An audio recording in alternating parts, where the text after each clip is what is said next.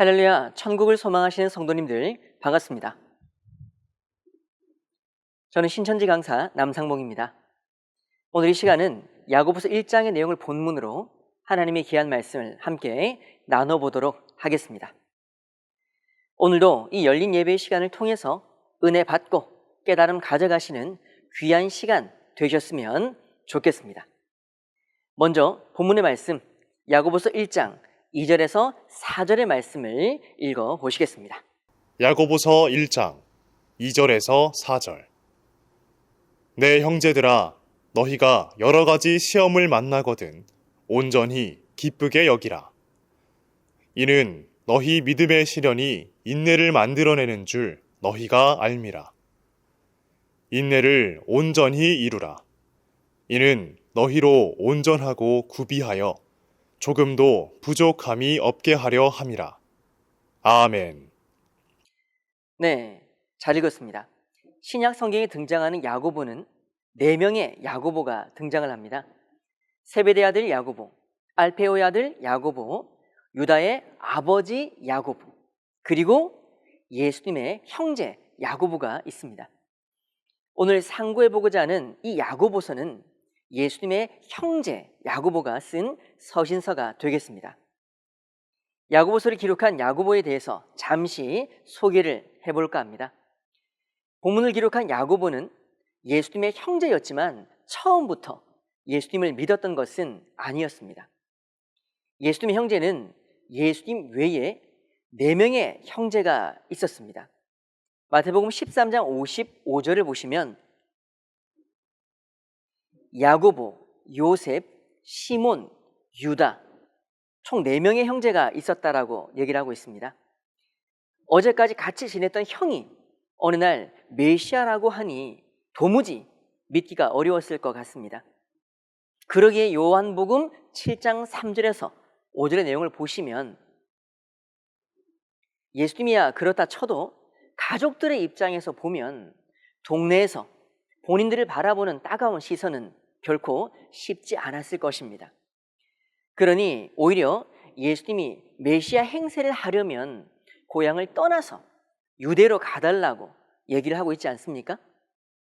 동네 사람들이 그러겠죠. 너희 형 좀 말려라. 동네 망신이다. 메시아가 뭐냐? 하나님의 아들? 제발 좀 정신 차려라 라고 하지 않았겠습니까? 동네에서 가족들에게로 향한 얼마나 많은 질타가 있었겠습니까?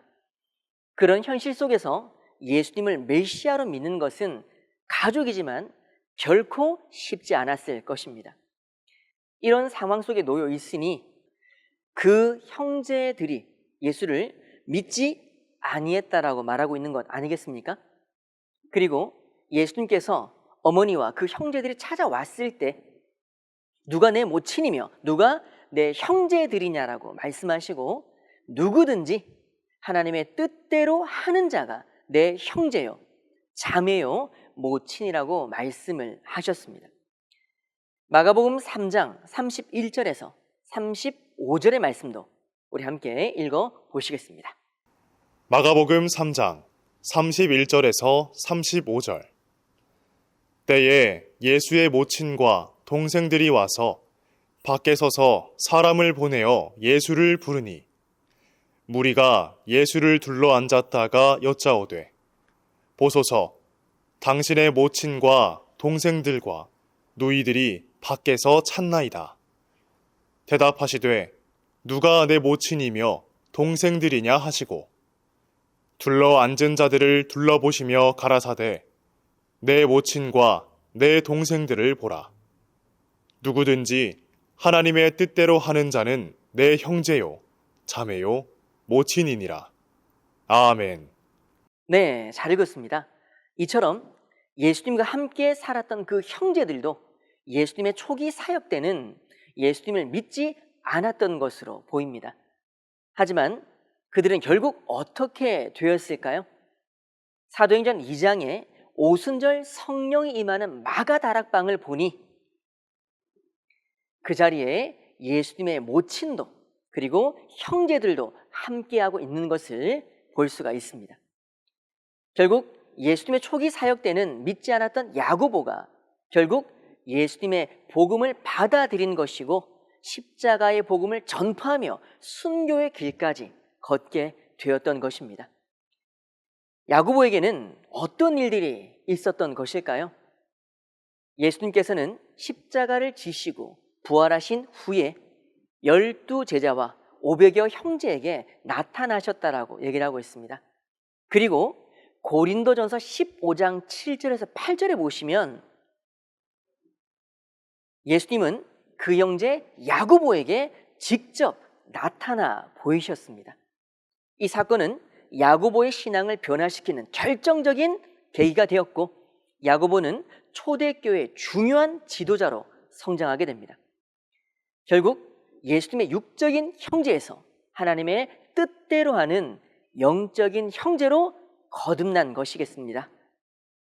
이런 야고보에게는 별명이 있었습니다. 바로 낙타 무릎이었는데요. 무릎을 꿇고 얼마나 기도를 많이 했는지 무릎이 낙타처럼 굳어서 살이 박히고 군살이 되어서 그 모습이 마치 낙타의 무릎과도 같았다라고 얘기를 합니다. 낙타는 하루를 시작하고 마칠 때마다 주인 앞에 무릎을 꿇는다고 합니다. 우리는 하나님 앞에 무릎 꿇고 기도하고 있습니까? 낙타는 모래바람이 불면 무릎을 꿇고 그 시간을 견딘다고 말하고 있습니다. 힘들고 어려운 고난이 있을수록 우리는 하나님 앞에 무릎 꿇고 간절히 기도하는 성도님들이 다 되시기를 바랍니다. 내가 기도 몇 번 했다고 왜 응답 주지 않느냐라고 하나님을 원망할 것이 아니라 기도는 참으로 가슴이 타들어가는 애끓는 심정으로 기도해야지 습관적인 기도를 하면 안 됩니다. 향이 타야만 연기가 올라가는 것처럼 이 가슴이 애간장 타게 그렇게 기도해야 우리의 마음이 하늘에 닿는 것이고 그 기도가 상달되어서 응답을 받을 수 있는 것입니다. 여러분, 힘들거나 고난의 시간, 시련의 시간이 찾아왔다면 그땐 하나님 앞에 조용히 무릎 꿇고 기도하시길 바랍니다. 마태복음 6장 6절을 보시면 은밀한 중에 보시는 하나님께서 갚아주신다라고 얘기를 하고 있습니다. 성도님들의 모든 기도가 하늘에 닿으시길 간절히 기도하겠습니다. 자, 본문의 말씀 야고보서 1장 2절부터 4절의 말씀을 다시 보겠습니다. 우리가 인생을 살아갈 때 여러 가지 시험을 만난다면 성경은 온전히 기쁘게 여기라고 말씀하고 계십니다. 그 당대 시대적인 배경을 보시면 스데반 집사님의 순교 이후에 예수님을 믿는 그리스도인들이 흩어져서 여러 가지 힘든 신앙의 시련 가운데 있었습니다. 그때 야고보가 12지파에게 문안의 편지를 보내게 됩니다. 본문에서 말하는 시험은 여러 가지 신앙의 시련과 연단을 말하는 것입니다. 이런 시련이 왔을 때 성경은 온전히 기쁘게 여기라고 말하고 있습니다. 왜냐하면 이러한 시험을 통해서 우리는 연단되고 단련되어서 조금도 부족함이 없는 온전한 사람으로, 온전한 신앙인으로 거듭날 수 있기 때문입니다. 베드로전서 1장 6절에서 7절의 말씀도 읽어 보시겠습니다. 베드로전서 1장 6절에서 7절. 그러므로 너희가 이제 여러 가지 시험을 인하여 잠깐 근심하게 되지 않을 수 없었으나 오히려 크게 기뻐하도다. 너희 믿음의 시련이 불로 연단하여도 없어질 금보다 더 귀하여 예수 그리스도에 나타나실 때에 칭찬과 영광과 존귀를 얻게 하려 함이라. 아멘. 네, 잘 읽었습니다. 나에게 시험이 주어진다면 그 시험이 결코 반갑지만은 않을 것입니다. 괴롭고 슬프고 때론 원망이 올 수도 있겠죠. 하지만 그 시간을 견디고 이겨낸다면 이전보다 훨씬 강해진 모습으로 성장이 될 것입니다. 우리가 반드시 기억해야 할 것은 고린도전서 10장 13절 말씀처럼 어떠한 시험도 결코 우리가 감당할 수 없는 시험은 없다는 것입니다. 혹시나 지혜가 부족하다면 하나님께 구하면 되겠죠? 야고보서 1장 12절의 말씀을 보시면 시험을 참는 자가 복이 있다라고 얘기를 합니다. 즉 시험을 통과했을 때, 그 시험을 이겨냈을 때 나의 신앙이 옳다 인정하심을 받게 되고 약속하신 생명의 면류관을 얻게 된다라고 말씀하고 있습니다. 우리의 믿음은 장성한 분량에 이르기까지 끊임없이 시련 속에서 단련되어 가는 것 같습니다. 시험이 왔을 때 힘들다고 불평하고 원망해선 결코 그 시험을 이길 수 없습니다. 한 그루의 나무가 열매를 맺기까지 과정을 보시면 수많은 비바람과 강렬한 햇빛을 견디고 이겨내야만 잘 익은 열매로 결실할 수 있습니다. 대추 한 알이라는 시가 있습니다. 적에 저절로 붉어질 일은 없다. 저 안에 태풍 몇 개, 저 안에 천둥 몇 개, 저 안에 벼락 몇 개. 그 모든 시간을 견디고 이겨내었기에 한 알의 열매가 되는 것처럼 하나님께서는 지금 이 순간 하나님의 첫 열매를 찾고 있다고 야고보서 1장 18절에서는 말씀을 하고 있습니다. 그가 그 조물 중에 우리로 한 첫 열매가 되게 하시려고 자기의 뜻을 쫓아 진리의 말씀으로 우리를 낳으셨느니라. 성경의 역사는 6,000년의 역사입니다. 하나님께서는 6,000년 만에 드디어 하늘문을 여시고 진리의 씨앗인 계시 말씀을 통해서 첫 열매인 하나님의 백성을 결실한다고 말씀하고 계십니다. 이들은 모든 고난과 시련과 역경을 이겨내고 나타난 하나님의 새로운 피조물이 되는 것입니다. 하나님의 시험은 우리를 구원받게 하기 위한 연단이지만 마귀의 시험은 우리에게 욕심을 낳게 하고 결국 사망으로 이끄는 미혹의 길이 되는 것입니다. 야고보서 1장 15절의 말씀 함께 읽어보시겠습니다. 야고보서 1장 15절. 욕심이 잉태한즉 죄를 낳고 죄가 장성한즉 사망을 낳느니라. 아멘. 네, 잘 읽었습니다.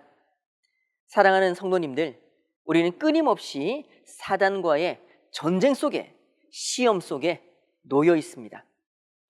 그리고 마귀는 우리에게 수많은 욕심을 통해 죄를 짓도록 미혹하고 있습니다. 돈에 대한 욕심, 술과 일락에 대한 욕심, 사람의 욕심은 끝이 없는 것 같습니다. 전도서 1장 7절에서 8절의 말씀을 보시면 모든 강물은 다 바다로 흐르되 바다를 채우지 못하며 어느 곳으로 흐르는지 연하여 흐른다라고 얘기를 하고 있습니다. 사람의 욕심은 마치 바다와 같다라고 합니다. 모든 강물이 바다로 흐르지만 바닷물은 넘치는 법이 없습니다. 사람도 이와 마찬가지 같습니다. 눈은 보아도, 귀는 들어도, 입은 먹어도 늘 채워지지 않는 것 같습니다. 그것이 욕심 아니겠습니까? 사랑하는 여러분, 내 마음의 욕심을 조금만 내려놓는다면 감사가 시작될 것이고 욕심에서 자유로워질 수 있을 것입니다. 모든 감사는 육신의 욕심을 조금 내려놓는 데부터 시작되는 것입니다. 우리가 다시 한번 생각해 보시면 감사할 것이 우리 너무나 많습니다. 혹시 두 발로 걷고 있다면, 두 눈으로 하늘을 볼 수 있다면, 그리고 코와 입으로 자연스럽게 여러분들이 호흡을 할 수 있다면 여러분들은 기적 속에 있는 것입니다. 이것이 기적 아니겠습니까? 누구는 걸을 수 없고, 누군가는 볼 수 없고, 누군가는 호흡조차 힘들어하면서 병실에서 생활하는 사람들도 있습니다. 누군가는 힘들면 주님을 찾을 것이고, 누군가는 힘들면 술 주님을 찾는다고 얘기도 하죠. 조금만 욕심을 내려놓는다면 세상이 감사함으로 넘쳐날 것입니다.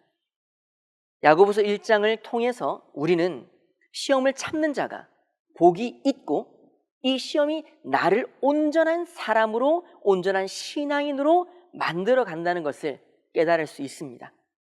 그리고 오히려 우리의 시험들은 내 속의 욕심 때문에 비롯되는 경우가 많다는 것이죠. 사랑하는 성도 여러분, 마귀의 시험이든 하나님의 연단이든 그것을 견뎌내고 이겨낸 사람만이 하나님의 첫 열매가 되는 것이고, 그 사람만이 하늘의 복을 받는 주인공이 되는 것입니다.